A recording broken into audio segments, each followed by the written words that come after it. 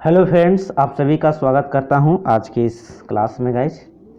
जैसा कि आप सभी जानते हैं गाइज, जैसे सीजीएल के अंतर्गत आप लोगों को इंडियन कॉन्स्टिट्यूशन का एक टॉपिक पढ़ना है गाइज, जिसका एक टॉपिक है गाइज भारतीय संविधान एवं राज्य व्यवस्था। क्योंकि सामान्य अध्ययन के अंतर्गत ये टॉपिक आप लोग को पूछा जाएगा, इससे इस टॉपिक से आप लोग को सवाल जरूर रहेंगे गाइज।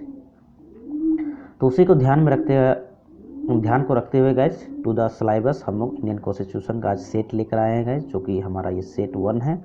आगे भी आप लोग को सेट ये इस तरह का प्रोवाइड किया जाएगा गाइज। आज हमारा सेट 1 है। तो जो भी इंडियन कॉन्स्टिट्यूशन से मेन जो क्वेश्चन पूछने की संभावना है गाइज, और जो प्रीवियस ईयर्स में क्वेश्चन पूछे जा चुके हैं, वो आज इस क्लास में हम लोग देखने वाले हैं। बहुत इंपॉर्टेंट है गाइज, क्योंकि यहाँ से सवाल आप लोग को पूछे जाएगा। तो चलिए स्टार्ट करते हैं आज का ये क्लास गाइज। तो पहला सवाल है आप लोग को बीच में गाइज, B.R. अम्बेडकर और महात्मा गांधी के मध्य सन 1932 में हस्ताक्षरित पूना समझौते में प्रावधान था। किस चीज़ का प्रावधान था गाइज, बताइए। आईएएस में पूछा हुआ सवाल है जी। बिल्कुल करेक्ट आंसर हो जाएगा option number D is the correct answer हो जाएगा। मिला लीजिएगा दोस्तों, ऑप्शन डी सही होगा। हरिजनों के लिए आरक्षण सहित संयुक्त निर्वाचन क्षेत्र की बात किया गया था। चलिए नेक्स्ट क्वेश्चन नंबर 2 है गाइज। देखिए सीजीएल जो है गाइज आप लोग का हाई लेवल का कंपटीशन है, इसलिए मैं बता दूं आप लोग को ध्यान रहे कि हाई लेवल के कंपटीशन जब भी होते हैं तो डायरेक्ट क्वेश्चन नहीं पूछा जाता है गाइज, थोड़ा सा कंसेप्चुअल क्वेश्चन रहेगा आप लोग को। इसलिए इंडियन कॉन्स्टिट्यूशन के अंतर्गत इस टाइप के मैं सवाल आप लोग के बीच में ला रहा हूँ गाइज। दूसरा है सूची 1 को सूची 2 के साथ सम्मिलित कीजिए और सूचियों के नीचे दिए गए कूट का प्रयोग करते हुए सही उत्तर का चयन करना है। आप लोग को देख पा रहे हैं गाइस, सूची 1 और सूची 2 को मिलाते हुए सही उत्तर का चयन कीजिए। सही उत्तर आप लोग के बीच में है, सही आंसर कमेंट कीजिए। कुछ समय आप लोग को दिया जा रहा है गाइस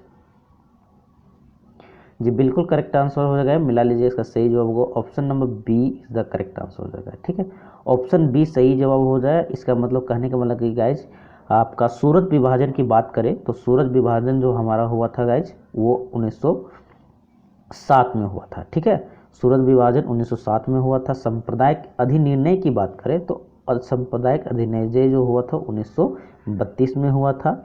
और सर्वदलीय सम्मेलन की बात करें तो ये 1928 में हुआ था। और आपका पूर्ण स्वराज का संकल्प जो मांगा गया था वो 1929 में मांगा गया था मोतीलाल नेहरू के द्वारा। तो ये सही आंसर था आप लोग का ऑप्शन बी। चलिए नेक्स्ट क्वेश्चन नंबर 3 है दोस्तों। निम्नलिखित में से किस अधिनियम द्वारा भारत के गवर्नर जनरल को अध्यादेश जारी करने की शक्ति दी गई थी गाइज? एक तरह शक्ति प्रदान की गई थी, बताइए। 4 ऑप्शन आप लोग बीच है। क्वेश्चन नंबर 3 जी। बिल्कुल करेक्ट आंसर हो जाएगा ऑप्शन बी सही जवाब हो जाएगा। मिला लीजिएगा, ऑप्शन बी सही जवाब। भारतीय परिषद अधिनियम 1961 के द्वारा ही आप लोग को भारत के गवर्नर जनरल को अध्यादेश जारी करने का ये अधिकार प्राप्त हुआ था। चलिए क्वेश्चन नंबर 4 है गाइज आप लोग के बीच में एक कूट वाला फिर है। सूची 1 को सूची 2 से सम्मिलित करना है और सही उत्तर आप लोग को कूट में आप लोग को देना है गाइज। बताइए सही आंसर क्या होगा। क्वेश्चन नंबर 4 गाइज जी। बिल्कुल करेक्ट आंसर हो जाएगा। क्वेश्चन नंबर 4 का सही जवाब होगा ऑप्शन नंबर ए सही जवाब होगा गाइज। ऑप्शन ए सही जवाब होगा, मिला लीजिए। यानी कहने का तात्पर्य होगा अगस्त घोषणा की बात करें तो ये लॉर्ड माउंटेन्यू के द्वारा लाया गया था। उसके बाद अगस्त प्रस्ताव की बात करें तो ये लॉर्ड लिनलिथगो के द्वारा लाया गया था। और अगस्त संकल्प की बात करें, अगस्त का जो संकल्प था ये आपका महात्मा गांधी के द्वारा किया गया था। और उसके बाद प्रत्यक्ष कार्यवाही दिवस की बात करें तो गाइज ये मोहम्मद अली जिन्ना के द्वारा किया गया था। ठीक है, तो ये सही जवाब था क्वेश्चन नंबर 4 का। चलिए क्वेश्चन नंबर 5 है गाइज। रेगुलेटिंग एक्ट कब पारित किया गया था, बताइए। बहुत ही इंपॉर्टेंट सवाल है ये, बहुत ही जबरदस्त सवाल है गाइज। ये क्वेश्चन रिपीटेड है आपका। चलिए इसका सही जवाब होगा option number A is the correct answer हो जाएगा दोस्तों। 1773 को रेगुलेटिंग एक्ट पारित हुआ था। क्वेश्चन नंबर 6 है। भारत के गवर्नर जनरल को किस एक्ट के द्वारा अपनी समिति के निर्णय को अस्वीकार करने का अधिकार मिला, बताइए। क्वेश्चन नंबर 6 जी। बिल्कुल करेक्ट आंसर हो जाएगा option number C is the correct answer हो जाएगा दोस्तों। 1786 का अमेंडमेंट एक्ट के तहत जो है भारत के गवर्नर जनरल को समिति के निर्णय को अस्वीकार करने का अधिकार मिल गया था। चलिए नेक्स्ट क्वेश्चन नंबर 7 है दोस्तों आप लोगों के बीच में। महारानी विक्टोरिया को भारत की सामग्री नियुक्त किया गया था, कब नियुक्त किया गया था गाइज, बताइए। क्वेश्चन नंबर 7 जी बिल्कुल करेक्ट आंसर हो जाएगा option number C is the correct answer हो जाएगा दोस्तों, ऑप्शन सी सही जो होगा। 1876 को महारानी विक्टोरिया को भारत की सामग्री नियुक्त की गई। चलिए क्वेश्चन नंबर 8 है दोस्तों आप लोग के बीच में। सामग्री विक्टोरिया ने 1858 की घोषणा में भारतीयों को बहुत सी चीजें दिए जाने का आश्वासन दिया था। निम्न आश्वासनों में से कौन सा ब्रिटिश शासन ने पूरा किया था, यानी ब्रिटिश सरकार ने किस आश्वासन को सही ठहराया, यानी कि वो माना था, बाद बाकी को नहीं मानना था।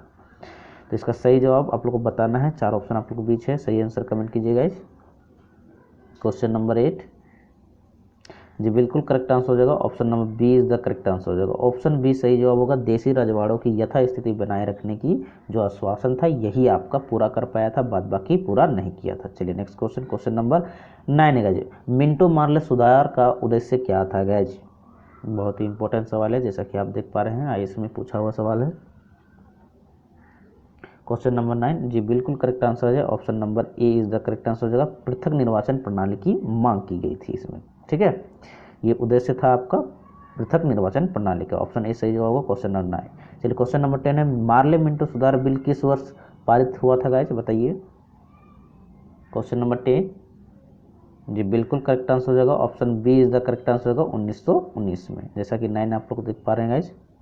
देखिए मिंटो मार्ले बोलिए, मार्ले मिंटो बोलिए, दोनों एक ही होता है। ये आपका 1919 में ही लाया गया था। चलिए नेक्स्ट क्वेश्चन, क्वेश्चन नंबर 11 है। मुसलमानों के लिए अतिरिक्त निर्वाचन मंडल प्रारंभ में किसके द्वारा लाया गया था गाइस, बताइए। क्वेश्चन नंबर 11, क्वेश्चन नंबर 11 का बताइए सही जवाब क्या होगा। जी बिल्कुल करेक्ट आंसर हो जाएगा, option B is the correct answer होगा। मिला लीजिएगा, ऑप्शन बी सही जवाब हो जाएगा। मार्ले मिंटो सुधार जो अधिनियम है 1919 के द्वारा ही आप लोग को मुसलमानों के लिए अतिरिक्त निर्वाचन मंडल का प्रारंभ किया गया था। चलिए नेक्स्ट क्वेश्चन, क्वेश्चन नंबर 12 है गाइस। 1919 इंडियन काउंसिल एक्ट में किस बात की व्यवस्था की गई थी? 1919 के इंडियन काउंसिल एक्ट जो था उसमें किस बात की व्यवस्था की गई, बताइए। क्वेश्चन नंबर 12 जी बिल्कुल करेक्ट आंसर हो जाएगा, option B is the correct answer हो जाएगा। सांप्रदायिक प्रतिनिधित्व का बात किया गया था। चलिए क्वेश्चन नंबर 13 है। मॉन्टेग्यू चेम्सफोर्ड सुधार में प्रावधानों का सार क्या था गाइज, बताइए। जी बिल्कुल करेक्ट आंसर हो जाएगा, ऑप्शन बी सही जवाब हो जाएगा। प्रांतों में दोहरा शासन को लाना था, ये मॉन्टेग्यू चेम्सफोर्ड सुधार के प्रावधानों का मेन सार था। चलिए नेक्स्ट क्वेश्चन, क्वेश्चन ना 14 है। 1946 का कैबिनेट मिशन 3 मंत्रियों से गठित था, निम्नलिखित में से कौन इसका सदस्य नहीं था? मोस्ट बीवाई क्वेश्चन गाइस, देखिए क्वेश्चन थोड़ा सा इस टाइप से पूछे जाएंगे जैसे सीजीएल में, क्या है कि थोड़ा सा कंपटीशन गाइस हाई लेवल का है, तो हाई लेवल तरीके से क्वेश्चन पूछे जाएंगे, यानी कंसेप्चुअल क्वेश्चन पूछा जाएगा। चलिए क्वेश्चन नंबर 14 का सही जवाब हो जाएगा option number D is the correct answer हो जाएगा। लॉर्ड एमरी जो था ये सदस्य नहीं था कैबिनेट मिशन का, ठीक है। 3 मंत्रियों का सदस्य नहीं था, बाद बाकी लॉर्ड पैथिंग लॉरेंस और एवी अलेक्जेंडर और सर स्टेफोर्ड क्रिप्स की बात करें, ये आपका ये 3 ही मेंबर थे।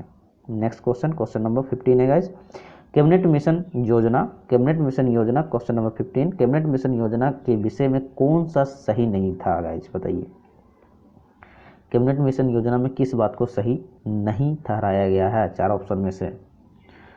जी बिल्कुल करेक्ट आंसर हो जाएगा, option number C is the correct answer हो जाएगा। मिला लीजिएगा, ऑप्शन सी सही जवाब हो गया, यानी कि पाकिस्तान की स्वीकृति की बात नहीं की गई थी कैबिनेट मिशन योजना में, ठीक है। बाकी बात किया गया था सामूहिक प्रांतीय सामूहिकरण की बात करें तो इसकी बात हुई थी। भारतीय सदस्यों वाला अंतरिम मंत्रिमंडल का बात किया गया था और संविधान निर्माण का अधिकार का बात किया गया था। चलिए next question, question number 16। Bharat का संविधान लागू होने तक स्वतंत्रता के पश्चात इसका शासन किसके अंतर्गत चलाया गया?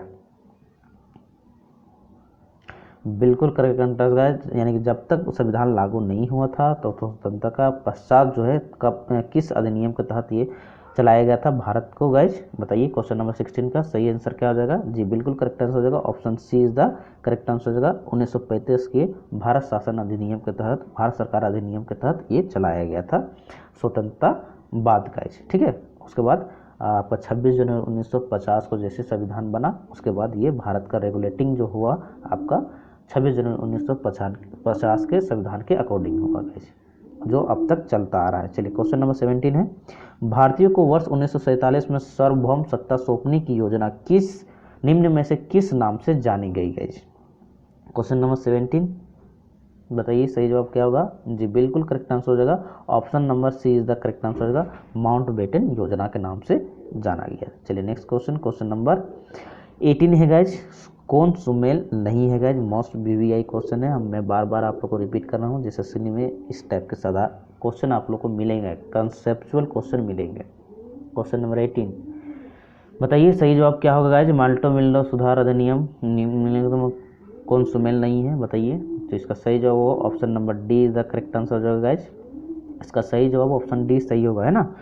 देखिए मार्ले मिंटो सुधार जो है सांप्रदायिक प्रतिनिधित्व से रिलेटेड था। भारत सरकार अधिनियम 1935 की बात करें तो इसमें स्वशासन की बात किया गया था। कैबिनेट मिशन की बात करें तो संविधान सभा का गठन का बात किया गया था। साइमन कमीशन भारत विभाजन इसमें बात नहीं किया गया था, ठीक है।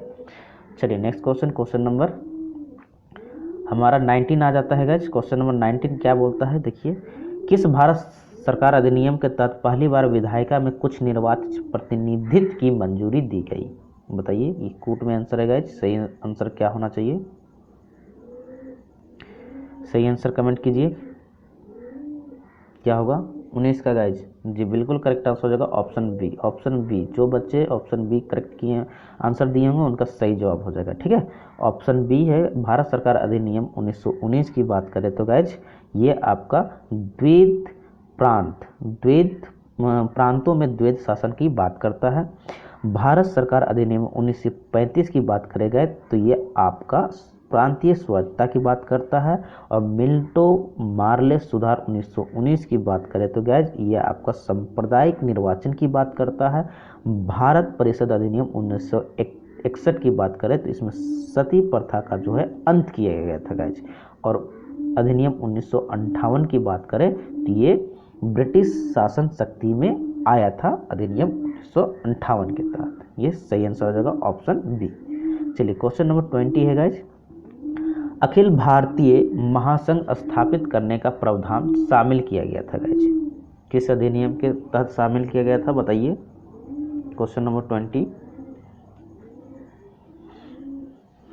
जी बिल्कुल करेक्ट आंसर हो जाएगा ऑप्शन ए सही जवाब हो जाएगा गाइज। भारत सरकार अधिनियम 1935 के तहत जो गाइज अखिल भारतीय महासंघ की स्थापना किया गया था।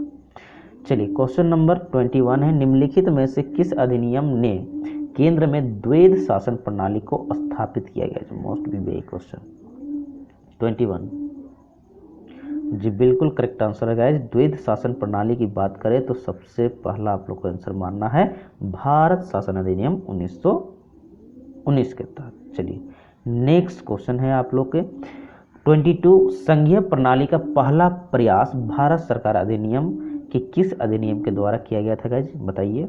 संघीय प्रणाली मोस्ट वीवीआई है, द्वैध शासन प्रणाली अलग है गाइज और संघीय प्रणाली आपका अलग है। क्वेश्चन नंबर 22 जी बिल्कुल करेक्ट आंसर हो जाएगा ऑप्शन नंबर सी 1935 हो जाएगा गाइज इसका सही जवाब। 1935 भारत सरकार अधिनियम 1935 के द्वारा संघीय प्रणाली की बात करी गई थी और द्वैध शासन प्रणाली की बात करी गई तो भारत सरकार अधिनियम 1919 की, ठीक है। चलिए क्वेश्चन नंबर 23 है गाइज, किस अधिनियम की प्रमुख विशेषता प्रांतीय स्वायत्तता थी, मोस्ट वीवीआई क्वेश्चन, एसएससी में पूछा हुआ सवाल, एसएससी का सबसे फेवरेट सवाल है गाइज। जी बिल्कुल करेक्ट आंसर हो जाएगा option number A is the correct answer हो जाएगा, यानी कि भारत सरकार अधिनियम 1935। चलिए क्वेश्चन नंबर 24 है गाइज, भारत में सचिव पद किसके द्वारा निर्मित किया गया था, यानी किस अधिनियम के द्वारा आप लोग को लाया गया था गाइज सचिव पद बताइए। 24 का सही जवाब जी बिल्कुल करेक्ट आंसर हो जाएगा option number B is the correct answer हो जाएगा। ये सचिव पद जो लाया गया था भारत में वो भारत सरकार अधिनियम 1858 के तहत ही लाया गया था। चलिए नेक्स्ट क्वेश्चन, क्वेश्चन नंबर 25 है गाइज, किस भारत सरकार अधिनियम के तहत पहली बार विधायिका में कुछ निर्वाचित प्रतिनिधित्व की मंजूरी दी गई। क्वेश्चन नंबर 25 जी बिल्कुल करेक्ट आंसर हो जाएगा option number B is the correct answer हो जाएगा, भारत सरकार अधिनियम 1919 के तहत ही गए, ठीक है। विधायिका में कुछ निर्वाचित प्रतिनिधित्व की मंजूरी मिली थी भारत सरकार अधिनियम 1919 के तहत, इसलिए option B is the correct answer हो जाएगा। चलिए क्वेश्चन नंबर 26 का, भारत सरकार अधिनियम 1935 द्वारा स्थापित संघ में अवशिष्ट शक्तियाँ किसे दी गई थी गाइज, मोस्ट वीवीआई क्वेश्चन। और आज का हमारा लास्ट सवाल भी गाइज, जी बिल्कुल करेक्ट आंसर हो जाएगा आप लोग का option number B is the correct answer हो जाएगा। गवर्नर जनरल को, याद रखिएगा गवर्नर जनरल को दिया गया था अवशिष्ट शक्तियाँ। तो ये थे गाइज आज के हमारे टॉप 25 क्वेश्चन जो आप लोग के लिए बहुत ही इम्पोर्टेंट है गाइज, क्योंकि जैसे सीजीएल में आप लोग को यहाँ से क्वेश्चन देखने को मिलेगा इस। तो ये सेशन आज यहीं पर हम समाप्त करते हैं गाइज। ये सेशन आप लोगों को कैसा लगा कमेंट बॉक्स के माध्यम से फीडबैक जरूर दीजिएगा। बहुत ही इंपॉर्टेंट मोस्ट वीवाई टॉपिक है गाइज। मैं अगले वीडियो में इसका दूसरा पार्ट लेकर आऊँगा गाइज। तो चलिए फिर मिलते हैं नेक्स्ट सेशन में, तब तक के लिए इजाज़त दीजिए। जय हिंद जय भारत दोस्तों।